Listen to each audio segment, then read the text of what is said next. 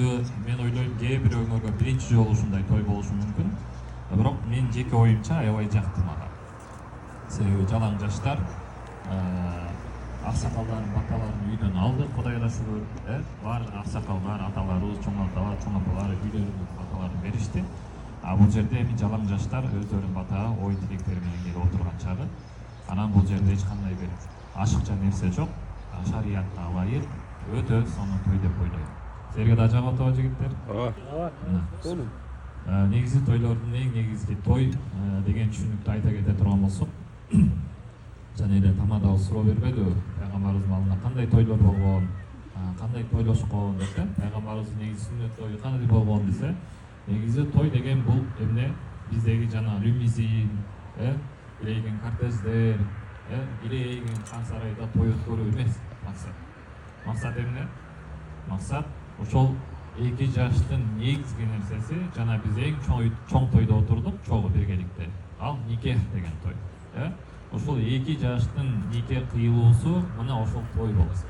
Анткени Кудай Таалам Куранда өзүңөргө жарашыктуу, өзүңөргө дал келген бирөөгө нике кыйылат. Ошонун негизинен булар эмне? Аллахтын биринчиден өкүмүн аткарып атабыз. Экинчиден пайгамбар саллаллаху алейхи ва саллям эмне дейт? Нике кыюу бул менин сүннөтүм дейт. Нике кыюу бул менин сүннөтүм, ошол нерсени аткаргыла дегендей, кыямат күнүндө ошол үммөттүн көптүгү менен сыймыктанам деп никеге болгон пайгамбарыбыздын эмне адамдарды үйлөнбөй жүрө бербестен эртерээк үйлөнүп, ошол бакытка жетүүсүн каалайм. Мына ошондой той ушул бул. Мына ушул той болуп эсептелет. Биздин оюбуз, пикирибиз, азыркы жаштардын ой пикири такыр башка да болот. Ошол себептен силерге дагы мен ойлойм, бул үлгүлүү тойлордун бири болуп эсептелет. Кийин биз дагы ошо той өткөрө турган болсок, бир үлгү катарында бул нерселер көбүскө калса болот. Аз, саз жана эмне чыгымсыз, сонун баардыгы жайында. Эч бир эме жок. Негизги адам баласына эчтеке жакпайт экен. Бирөө айтат, мисалы, бул жерге мине салып келип койсо, суук өткөзү деши мүмкүн. Бирөөсү болсо, мындай кылса болмок эле депчи. Бизди адам баласына эчтеке жакпайт. Ошол себептен айтканым, башында айтканым, чын жүрөктөн келе турган болсок, кандай абал болбосун, биз баардыгына кубанып, сүйүнүп, ушул эки жашка бата берип кетишибиз керек. Анан бизде негизинен айтканда, кыяматта эң өкүнүчтүү нерсе эмне десе, ошол чогулушта Кудайды жана пайгамбарды эстебеген чогулуш деп айтылат. Ошол чогулуш кыяматта өкүнүчкө айланган чогулуштардын бири. Бүгүнкү чогулушубуз эң жакшы чогулуштардын бири, анткени Аллахты эстеп жатабыз, жана эч кандай бир кыйкырык жок, башка жок. Андай сонун метегирик столдун үстүндө отурган кезибиз жок. Кудай Таалам ушундай тойлорду, ушундай берекелүү дастаркандарды көбөйткөн болсун. Эми насаат бере турган болсок, насаат алуучулар үчүн дейт. Биз кандай болбойлу насаат алганды үйрөнүшүбүз керек. Турмуш жолуна эки жаш аттанып жатат. Турмуш жанагы муж дейт го. Турмуш деген муж, кыйынчылык, ысыгы бар, суугу бар. Бара турган болсоңор, ал жакта аябай эмне оор болот. Анын баарына чыдашыңар керек деген сөздөргө көп ишене бербеген. Турмуш деген бул өтө сонун нерсе. Бакыт. Анын ичинде жылуулук бар, анын ичинде сүйүү бар, анын ичинде махаббат бар, анын ичинде чоң бир эмне Кудайдын салган даанышмандык бар. Анан кээ бирлер бизге насаат бергенде ошентип насаат берип атпайбы? Ошол себептен эмне бул эки жаштын турмушу эмне көбүнчө сыйга байланыштуу болот. Экөөнүн бактылуулугу көбүнчө сыйда. Кээ бирлер бар да, сүйүүнү издеп жүрө беребиз го. Сүйүү деген эмне, ким билет? Сүйүү деген. Чыныгы сүйүү кандай болот? Сүйүү көргөнсүңөр, сүйүп көргөнсүңөр жигиттер? Катты эле, жак дейби, эмне? Катты сүйүп көргөн эмесиң. Көргөнсүң, көзүң жумсаң алдыңа келеби? Түшүңө да келет. Ал эдесиң. Мына. Бул тоок сүйүү деп коет, Батыны бар. Үйлөнгөнсүңбү? Тамашалайм, негизи сүйүү адам баласы баягы биздин ортобузда болгон сүйүүлөр бар да.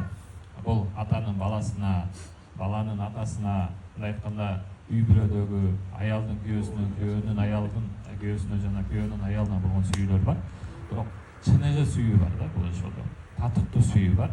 Бул Аллахка жана анын элчисине болгон сүйүү. Бул чыныгы сүйүү болот эсептелет. Мында жалган болушу мүмкүн эмес да. Мисалы, Кудайды жакшы көрөсүңөрбү деген суроо берсем не дейсиңер? Ооба дейбиз да баарыбыз, туурабы? Кимибиз жалган айтабыз. Бирок Кудайды сүйүүдө дагы 3 нерсе бар экен да. Эмоциональный, анан не? Информациональный, анан фальшивый деген нерсе бар экен да. Сүйүүдө ушундай экен. Эмоциональный сүйүү, анан не? Информациональный жана фальшивый. Мисалы, кандай десе, кээ бирлер кандайсың десе, жакшы эле деп коет го. Сон. Же болбосо бирөөнү мактайсың го. Шефиң болсо кандай мактайбыз? Шефтер. Начальник, сиз күчтүүсүз дейбиз, туурабы? Сонун красавчиксиз дейбиз. Бирок аны чын жүрөктөн көбүнчө мактай бербейбиз. Бул кандай болот? Жалган мактоо да. Азыркы учурда биздин жүрөктөгү ыймандарыбыз, Кудайга болгон сүйүүбүз дагы жалган. Көбүнчө. Кудайды альхамдулилла деп коебуз дагы, ал көбүнчө кандай кетет бизде? Информациональный кетет. Жөн эле эмне информация катарында эле мактап коебуз. Же болбосо калп эле мактагандай жүрө берет экенбиз. Кудайды чыныгы мактаган адам кандай мактайт? Эмоция менен мактайт. Чын жүрөктөн мактайт. Мисалы, альхамдулилла деген сөздү билебизби? Эмне деп которулат? Альхамдулилла деген. Аллага шүгүр. Же болбосо Аллага мактообу? Кандай дейсиң? Мактоолор болсун. Мактообу же шүгүрбү? Мактоолор болсун. Шүгүрчү. Экөө тең, туура. Аллага мактоо дагы, шүгүр дагы болот. Караңыз да? Кудайга шүгүр да, мактоо деген бир эле сөз. Бирок ушул сөздү көбүнчө кандайсың деп досуңа берсе жакшы Сен деп. түшүндүңбү? Мурдагыдай эле деп нааразы болгондой айтабыз. Же болбосо альхамдулилла деген сөздү үйрөнүп алабыз, кандайсың десе альхамдулилла деп коет. Ал дегени жакшымын, ден соолугум жакшы, үйдөгүлөр жакшы деген сөз. Ал эми чын жүрөктөн иманы менен, сүйүүсү менен айткан адам альхамдулилла дейт экен да. Аллага шүгүр, иманым бар, ден соолугум со. Кудай таалам бүгүнкү күнү эрте менен таңымды атырды, бүгүн таңым атты, Кудайыма шүгүр деп айтат. Бул чын жүрөктөн айтат. Ошол чын жүрөктөн айткан адамдын эмоциональный айткандын себебинен чачына чейин титиреп кетет. Чыныгы сүйүү ушундай болот экен. Бирок Кудайга гана сүйүү эмне? Кудайды сүйүү менен болот экен. Анан экинчиси пайгамбарды сүйүү менен. Пайгамбарды сүйөсүңөр десе ооба дейбиз, Бирок Аллахты, пайгамбарды сүйгөн адамдар кимдер? Кандай адамдар болот алар?